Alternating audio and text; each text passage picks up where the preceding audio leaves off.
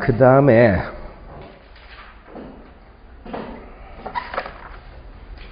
(306쪽에) 보시면 저당권 설정 등의 제한 규정이라는 게 나오죠.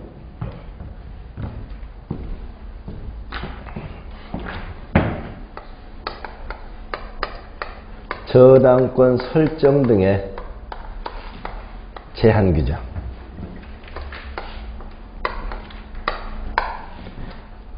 이건 다른 말로 뭐라고 그러냐, 한마디로 이건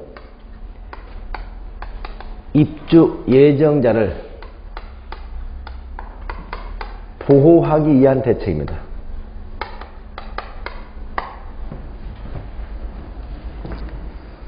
우리가 주택법에서 말이죠, 사업주체가 주택을 건설해가지고 분양을 하죠. 분양을 하고 여러분들 주택을 갖다 분양받았습니다. 그런데 나중에 사업주체가 사업을 시행하는 과정에서 여러가지 자금난에 시달리게 돼. 자금난에 시달리게 되면 자금을 빌려 쓰는 방법으로 그 대지라든가 또는 건축 중인 주택을 담보로 해가지고 돈을 빌려 쓰는 경우가 있죠. 저당권 또는 전세권 또는 심지어 이중으로 이 대지나 주택을 타인에게 게 양도해버리는 경우도 있습니다. 그럼 입주 예정자들이 막상 입주하려고 보면은 선수의 전세권에 저당권이 그냥 남아있어가지고 피해를 보는 경우가 있단 말이죠. 이건 절대 막아야 되겠다는 겁니다. 우리 서민들이 결혼해가지고 내 집 마련인데 보통 서울에서 몇 년 걸린다고 해요? 8년? 그건 떼돈을 벌어야 되고 서울에서 일단 어떻습니까? 소위 우리가 아파트나 강남이 아닌 지역이라도 적어도 아파트나 매번 적어도 한 15년 이 정도는 잡아야 될 거예요. 그것도 두 부부가 어떻습니까? 알뜰하게 모아야. 그러면 이렇게 해가지고 애써가지고 주택 하나 마련했는데 나중에 입주하려고 보니까 이렇게 여러 가지 어떻습니까? 문제가 있으면 되겠어요? 안 되겠어요? 안 되겠죠? 이런 현상은 절대 막아야 되겠다 하는 의미에서 도입된 것이 저당권 설정된 제한 규정입니다. 사업주체는 주택을 건설하는 과정에서 그 건설된 주택이나 대지에다가 절대 이런 짓 하지 말라는 얘기죠. 이게 사업주체의 저당권 설정된 금지 규정입니다. 교재 보시면 사업주체는 사업계획 승인을 받아서 시행하는 주택 건설 사업에 대해서 건설된 주택이나 대지에 대해 이 말이죠. 주택이나 대지에 대해서 입주자 모집 공고 승인 신청일, 입주자 모집 공고 승인 신청일로부터 입주 예정자 그 주택이나 대지에 대해서 소유권 이전 등기를 신청할 수 있는 날 이후 언제까지? 60일까지. 입주 예정자 동의 없이는 다음과 같은 행위를 하지 말라고 되어 있죠. 자, 이걸 우리가 전체적인 절차를 한번 그려보면 이런 얘기입니다. 보세요. 주택법상 사업계획 승인을 받죠? 사업 승인이 떨어집니다. 그러면 공사에 착수하죠? 몇 년 이내? 3년 내에. 공사에 착공을 한 다음에 뭐하냐? 입주자 모집하겠습니다. 공고를 승인 신청합니다. 입주자를 모집하려면 말이죠. 동작구청장에게 나 입주자 모집 공고 낼 겁니다. 승인해 주세요 하고 입주자 모집 공고 승인 신청하게 돼. 그러면 입주자 모집 공고가 나오겠죠. 승인 받아서 그리고 난 다음 쭉 사업은 진행해서 공사가 종료되는 겁니다. 공사가 종료되면 뭘 받아요? 사용 검사를 받게 되죠. 그리고 난 다음에 사용검사 떨어지면 입주 예정일이라는 게 나옵니다. 다시 말해서 언제부터 입주하세요? 입주 예정일 여러분에게 통지돼요. 여러분 이 입주 예정일로부터 뭐가 가능하냐? 소유권 이전 등기가 가능하게 됩니다. 여러분 입주하세요 하고 통보되면 그날부터 입주하세요. 그때부터 소유권 이전 등기가 가능해요. 이날 이후 60일. 이 60일 뭐죠? 소유권 이전 등기 만료 시한이죠. 여러분 등기법에 보면 입주일로부터 60일 이내는 소유권 이전을 전부 다 완료하도록 되어 있습니다. 자, 그러면 언제부터? 여기 보세요. 입주자 모집공고 승인 신청 이 날로부터죠. 언제까지? 소유권 이전이 가능한 이후 60일 이날까지만. 자. 여기에서 여기까지 이런 얘기입니다. 입주자 모집 공고일이 아닙니다. 입주자 모집 공고 승인 신청일로부터 소유권 이전 등기 가능일이 아니라 가능일 이후 언제? 60일까지. 누구는 사업 주체는 하지 말라는 거죠. 뭐와 뭐이다? 대지와 주택이다.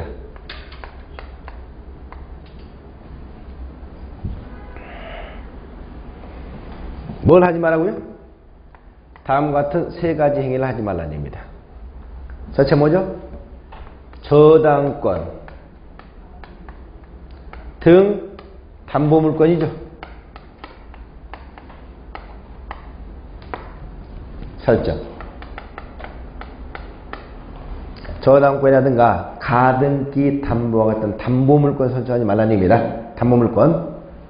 두 번째 뭘 하지 마라? 전세권, 지상권,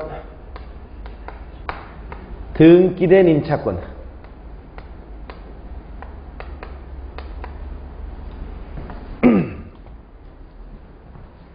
여러분 등기된 임차권이라는 거 아시죠? 등기된 임차권 뭐예요? 임차권 등기명령제 있죠? 임차권 등기명령제에서 소유 주택임대차 보호상 대항력을 가지고 있는 상태에서 나중에 어때요? 임대차 기간이 끝나고 난 다음에 갑자기 이사 가야 되는 경우 있죠? 이런 경우 어떻습니까? 그 대항력을 계속 유지하고 싶을 때 법원에 신청해서 등기를 갖다 신청하는 겁니다. 그래서 임차권 등기 명령에서 법원의 명령이 떨어지면 거기다 등기를 해요. 등기를 하게 되면 어떻습니까? 나중에 이사를 가도 대항력은 계속 유지가 되는 거죠. 이겁니다. 그 다음에 매매나 증여 등의 무슨 의미? 처분입니다.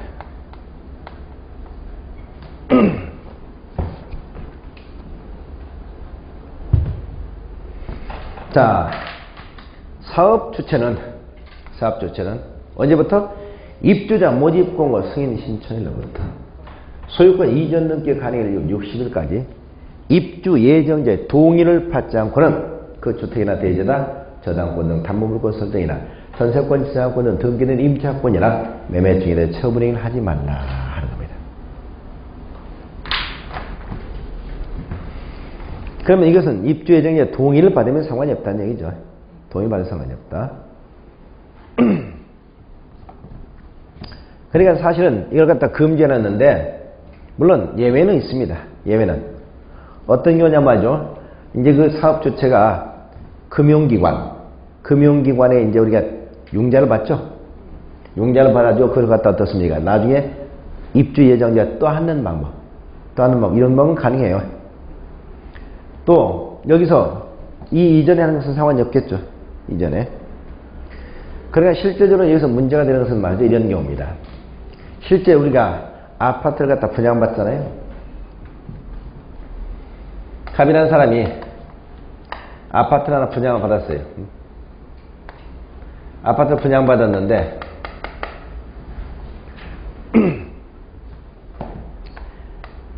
이 아파트가 나중에 보니까 경매에 나왔어요. 경매에 나왔는데 뭘까요? 주택과는 별도로 대지에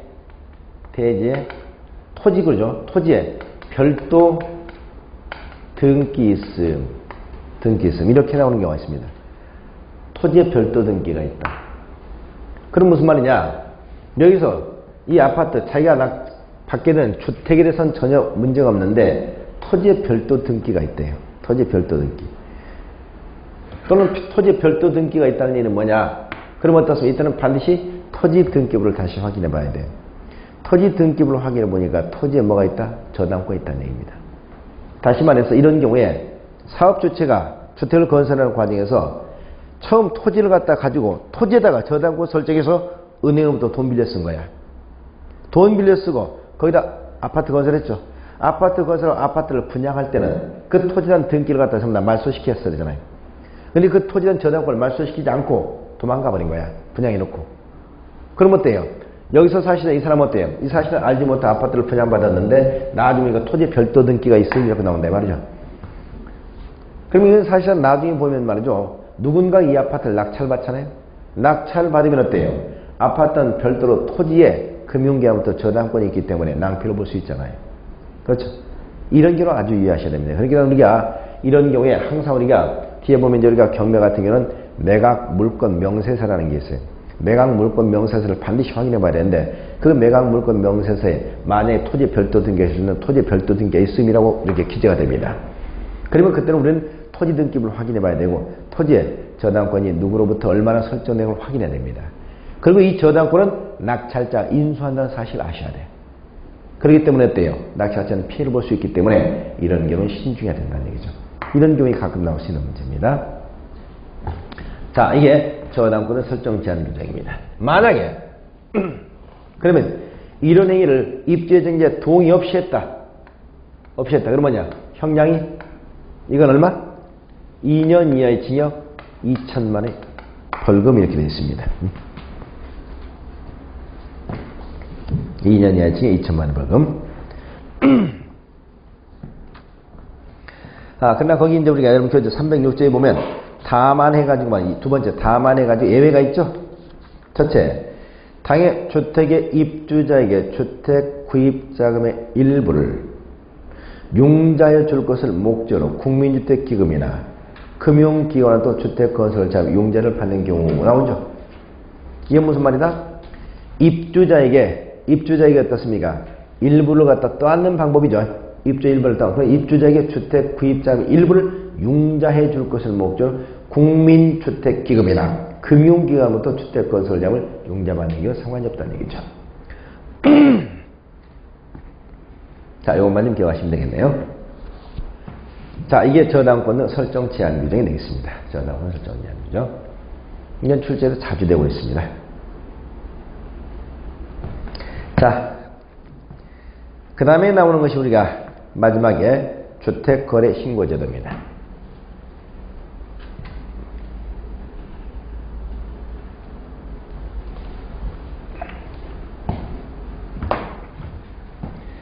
자, 주택 거래 신고제도.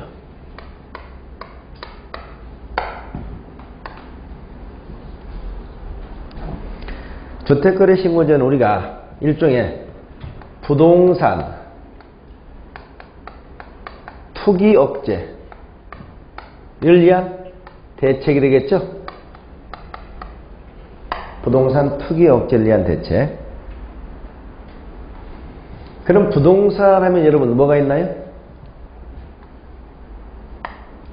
첫째, 토지 있을 수 있죠. 두 번째, 주택이 있습니다. 세 번째, 기타 건축물 있죠. 상가 같은 것들. 그런데 우리나라에서는 재밌는 게 말이죠.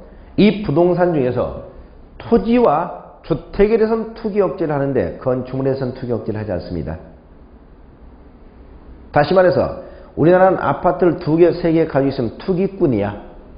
아파트 2개, 3개가 가격이 얼마가? 몇십억도 안 하죠. 그런데 어때요? 상가 건물 50억짜리, 100억짜리 가지고 있으면 이 사람은 투기꾼이 아니야. 네? 그러니까 하고 싶으면 어디 해야 돼? 건물에다 해야 돼요. 그러니까 어떻습니까? 연예인들이라든가 스포츠스타들이 대부분 뭘 사요?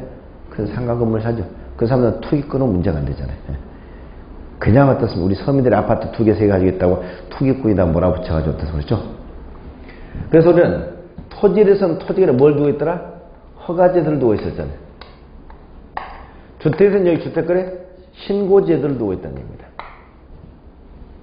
건축물에서는 아무것도 두고 있지 않다는 얘기죠. 아무것도. 자, 그래서 부동산 투기 억제에 대해서 우리나라는 지금 현재 주택과 토지에 관해서만 규제를 두고 있다. 건축물은 상관이 없다. 그러니까 투기도 말이죠. 하려면 어떻게 해야 돼? 크게 해야 돼. 크게. 작게 하면 어때? 작게 하면 우리나라는 투기꾼이라고 그래. 근데 투기도 크게 해가지고 아주 잘하잖아요? 아주 잘해. 그러면 그때부터 투기꾼이라고 안 해요. 뭐라고 한 줄 아세요? 네, 투자의 달인. 투자의 달인. 도둑질도 작게 하면 뭐야? 도둑놈이고. 크게 하면 대도라고 붙여져, 그것도. 그러니까 이왕하려면 크게 해야 돼요.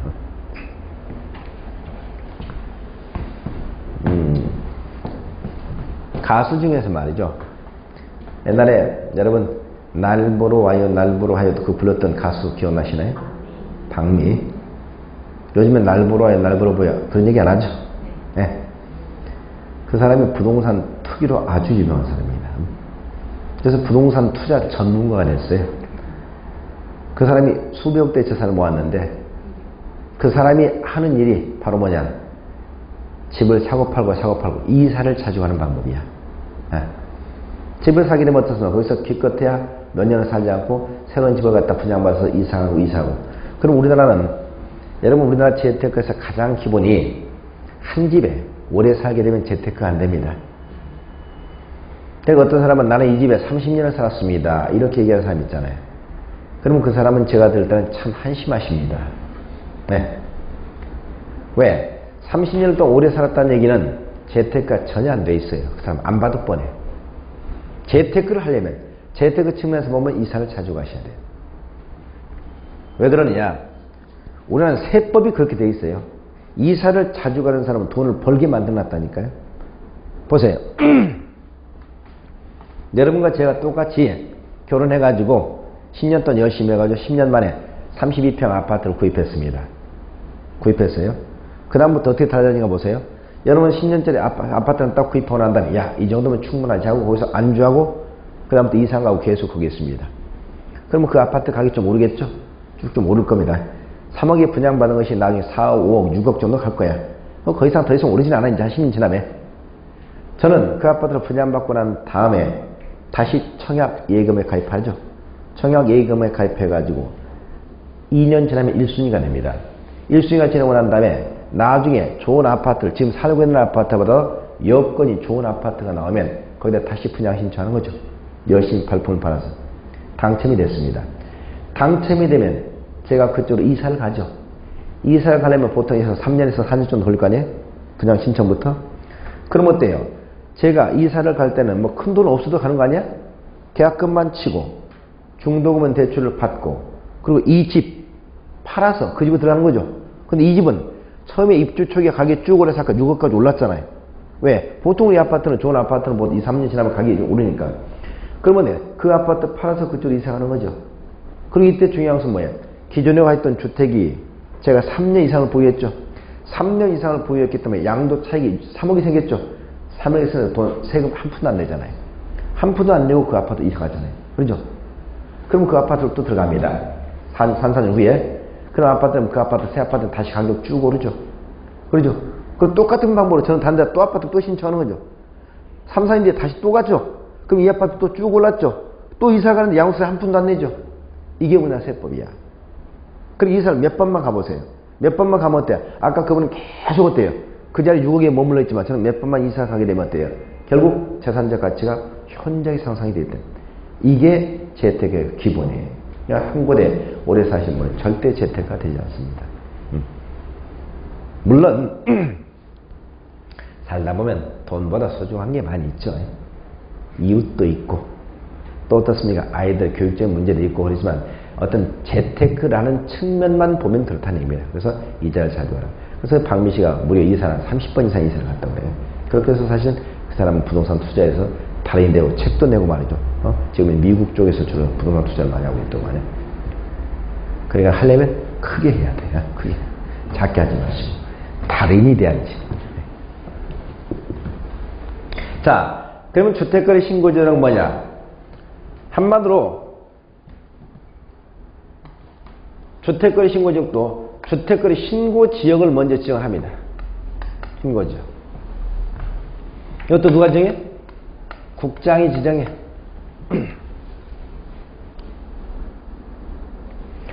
국장이 지정해놓고 이 신고지역 내에서 주택을 거래하는 양당사자. 이것마다 아파트입니다. 이걸 거래하고 난 이후에 언제? 계약, 체결. 이번엔 후입니다. 후. 거래 내용을 뭐 해라? 신고해 주라는 거야. 신고. 뭘 신고라는 의미 한마디로? 실거래가를 신고해 주는 얘기잖아요.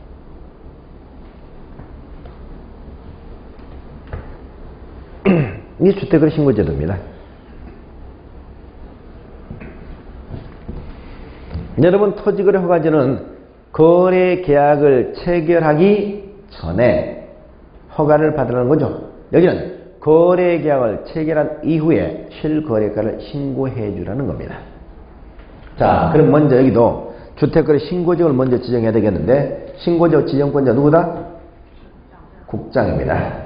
국장입니다. 여기서 국장이 신고지역을 지정하는데 여기서 특이한 점 말이죠. 첫째, 기간 제한 없어요. 여러분, 앞에서 공부했던 토지거래 허가구역은 기간이 몇 년이었습니까? 5년 이내 했잖아요. 5년 이내 주택거래 신고지역은 기간 없습니다. 한 번 지정하면 계속이야. 해제될 때까지. 그런데 여러분, 우리나라에 결론적으로 지금 현재 주택거래 신고지역 있습니까? 없습니까? 없습니다. 작년 2012년 5월 10일 5월부로 강남 3구에 남아있던 주택거래 신고지역이 마지막 전부 해제됐어요. 그래서 지금 현재 우리나라 주택거래 신고지역이 전혀 존재하지 않습니다. 그러니까 사실상 주택거래 신고제도는 실제는 시험에서는 더 이상 출제해서는 안 돼요. 그런데 작년 이전까지는 주택거래 신고제도 매년 한 문제씩 꼭 출제했습니다. 100%. 그러나 이제 작년 2012년도에 해제가 됐기 때문에 올해 했죠. 올해 2013년 시험에서는 출제가 될 것이냐 하는 것이 초미의 관심사였는데, 제 나름대로는 이미 없어져 버린 제도를, 더군다나 요즘 부동산 거래 실태 자체가 미분양이 속출하고 거래가 안 되는 마당에 주택거래 신고지역 출제하면 이건 어떻습니까? 현실과 너무 괴리죠? 바람직하지 않다 생각했는데 올해는 출제가 되지 않았어요. 그렇기 때문에 사실 주택거래 신고지역은 중요성이 많이 떨어졌습니다. 또 우리가 적어도 어떻습니까? 시험 볼 때 가진 주택거래 신고지역을 다시 지정될 가능성은 거의 없죠. 또 주택거래 신고지역이 의미 자체가 많이 축소됐는데요. 전에는 한때 이 주택거래 신고지역이 대단히 중요했던 적이 있었습니다. 왜 주택거래 신고지역이 중요했느냐? 지금부터 한 5, 6년 전만 하더라도 여러분이 주택을 사고 팔 때 내는 세금 있죠? 주택을 취득할 때 무슨 세? 취득세. 취득세. 몇 프로 내죠?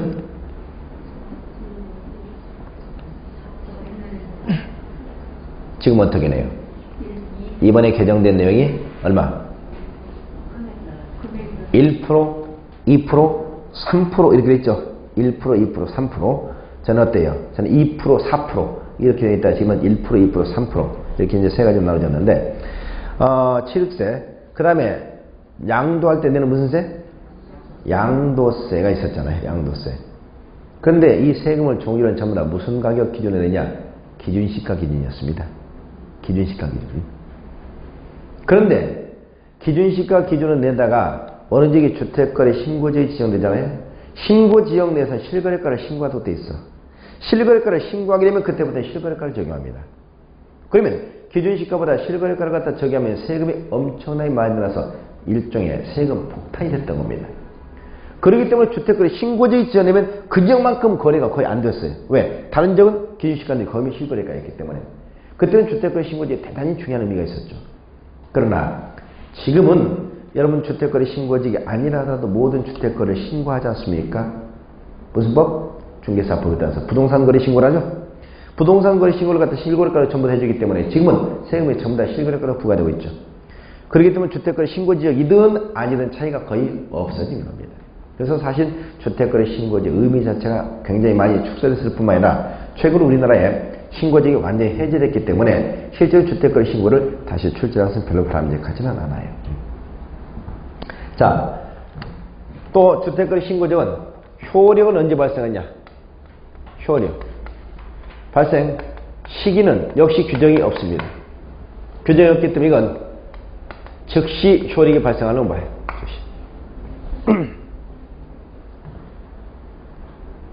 즉시. 자, 그러면 거기에 국토교통부의 주택거래 신고직을 지정하는 대상적이 나오죠? 거기 보니까 주택이란 투기가 성행하거나 성행할 우려가 있다고 판단되는 지역으로서 다음과 같은 지역이죠? 밑에 보니까 어떻습니까? 1번 지정하는 날에 속하는 달에 직전월에 아파트 매매 가격 상승 얼마? 1.5% 이상인 지역. 자, 아파트를 기준합니다. 쉽게 말하면 뭐냐? 전달보다도 아파트 가격이 얼마? 1.5% 이상 상승한 지역. 두 번째, 직전 월로부터 소급할 3개월간 아파트 매매 가격 상승 3% 이상. 이건 뭐냐? 지난 3개월 동안 아파트 가격이 3% 이상 오른 지역. 지난달 기준 얼마? 1.5%. 지난 3개월간 얼마? 3%. 세 번째, 직전 월로부터 소급할 1년간 아파트 매매 가격 상승률이 전국 아파트 매매 가격 상승 얼마? 2배 이상이냐. 이건 뭐냐? 지난 1년 동안 아파트 가격 상승률이 전국 평균 상승률의 2배 이상이죠. 네 번째, 직전부터 소급하여 3개월간 월 평균 아파트 거래량 증가율이 20% 이상. 아파트 거래량 증가율이 20% 이상이죠. 마지막 다섯 번째, 시장구 수구청이 주택에는 투기가 성행할 우려가 있다고 판단의 지정을 요청한 적. 시장구 수구청이 요청한 적이죠. 시장구 수구청이 요청한 적. 자, 이렇게 해서 전월 기준 1.5%, 지난 3개월간 3%, 지난 1년간 매매 가격 상승이 전국 평균 상승률 2배 이상이죠. 그 다음에 지난 3개월간 월 평균 거래량 증가율이 20% 이상이죠. 그리고 시장구수 지정을 요청한 이런 얘기를 정할 수 있다 하는 겁니다. 자, 그러면 주택거래 신고제 지정을 했습니다. 했어요.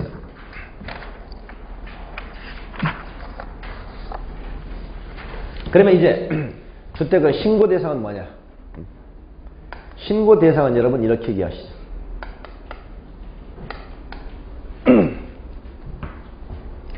첫째, 거기 어디에 된다? 신고 지역이 되죠. 두 번째, 신고 대상 주택입니다.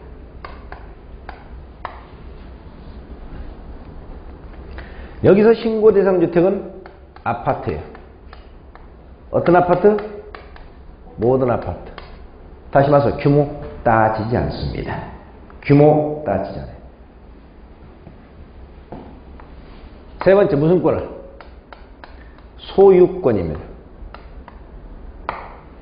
네 번째, 뭐 한다? 이전하는. 다섯 번째, 유상해.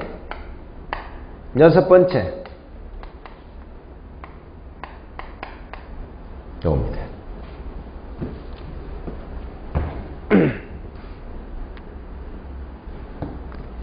신고 지역 내에 신고대상 주택, 모든 아파트 소유권을 이전하는 유상 계약일 때만 신고합니다. 따라서 계약이 아닌 상속 된다 안 된다? 유상이 될 때 무상인 증여 된다 안 된다?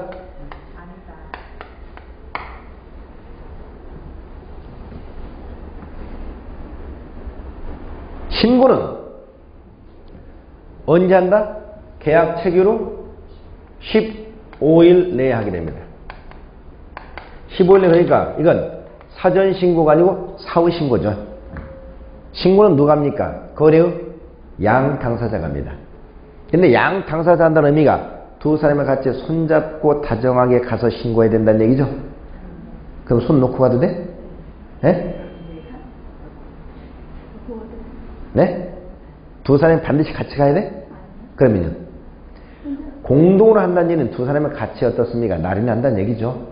그러나 가는 것은 혼자 가도 되죠. 갈 필요 있어 없어요? 안 가도 되죠. 뭘로? 인터넷으로 하셔도 돼요. 예. 꼭 갈 필요는 없다고요. 신고는 누구한테 하죠? 신고는 시장, 군수, 구청장에게 합니다. 이때 시장, 군수, 구청 어떤 시장, 군수, 구청장? 이들의 주소지가 아니고 주택 관할, 주택 소재지 관할이죠. 주택 소재지 관할 시장, 군수, 구청이요. 주택 소재지 관할 시장, 군수, 구청에 신고하면 됩니다. 그러면 시장, 군수, 구청에 신고하게 되면 말이죠. 신고 뭐를? 증명서란을 교부해 주게 됩니다. 신고 증명서. 신고 증명서는 언제 교부해 주죠? 즉시 교부해 줘. 즉시. 그리고 신고 증명서를 교부해 주면 간주가 되는데 뭐가 관련이냐? 거민 있죠, 거민? 부동산 등기 특별조치만 거민을 받은 것으로 간주가 됩니다.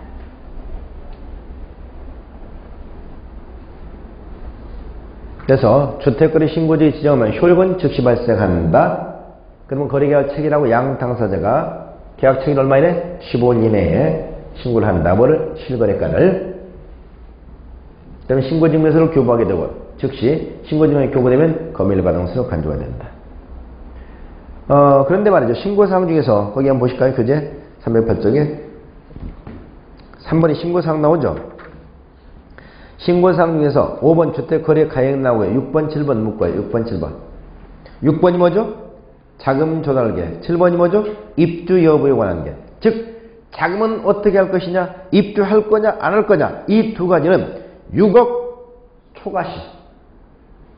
주택거래가 6억을 초과할 때만 신고합니다. 따라서 6억 이하일 때는 신고한다 안 한다? 안 한다. 기억하세요. 6억을 초과할 때만 신고한다. 6억을 초과할 때.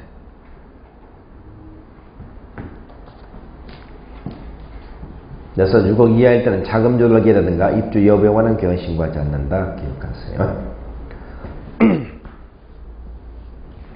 자, 그러면 만약 여기에 위반하면 어떻게 될까요?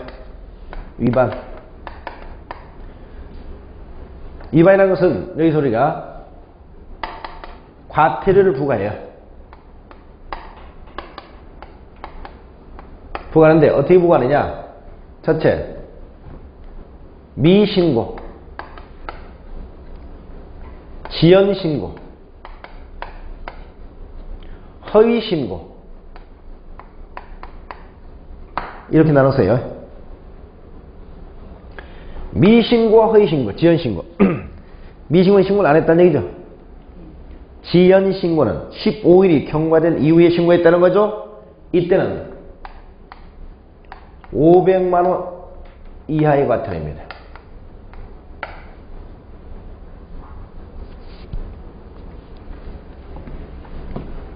그 다음 허위신고는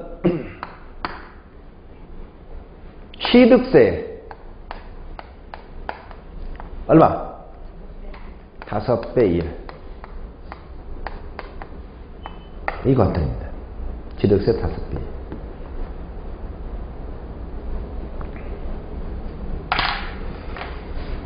이게 다르죠. 그러니까 우리가 신고를 안 한 녀석, 신고를 늦게 한 녀석, 신고를 거짓말로 한 놈 중에서 누가 제일 나쁜 놈? 그 놈이 나쁜 놈이죠. 그렇죠? 거짓말한 놈이 취득세 5배 이하고 나머지는 취득세 500만 원 이하 과태료입니다. 미신고, 지연신고는 500만 원 이하고 허위신고는 취득세 5배 이하. 이렇게 보시면 되겠네. 자, 이게 주택거래 신고제도 되겠습니다. 주택거래 신고제도. 그러나 사실 이제 주택거래 신고제는 큰 의미는 많이 없어졌다는 거죠. 자, 이렇게 해서 주택법까지 이번 진도를 모두 마음을 짓고 농지법은 뭐 별도 다루지 않도록 하겠습니다. 이번은. 그래서 11월, 12월 2개월 입문 과정에 걸쳐서 공법의 일반적인 내용들, 뭐 기본적인 용어들이라든가 기본적인 틀을 갖다 잡는 강의를 좀 쭉 드렸어요. 그래서 내년에는 꼭 합격도 하시고, 합격을 한 후에 유능한 공인중개사로서 내년 이후부터는 부동산 전문가라는 얘기를 들을 수 있도록 그렇게 거듭나시기를 당부드리겠습니다. 자, 질문이나 하실 말씀 있나요? 질문 다음 내년에는 책 어떻게 해요? 이거 공부하세요? 이건 이제 볼 필요가 없습니다. 내년부터 새 교재가 다시 나옵니다. 그럼 공법 교재만 이렇게 나오게 돼. 공법 교재만. 그래서 공법 교재만 따로 나오기 때문에 그 교재 가지고 진행을 할 거예요. 그리고 다음 주부터 이제 시간이 2시까지 1시간 연장이 돼가지고 이렇게 진행이 될 겁니다. 자, 다른 질문. 저 없으시면 그러면 오늘 수업은 여기서 마치고요. 연말연시 잘 보내시고 그럼 내년에 다시 뵙도록 하겠습니다. 자, 수고하셨습니다.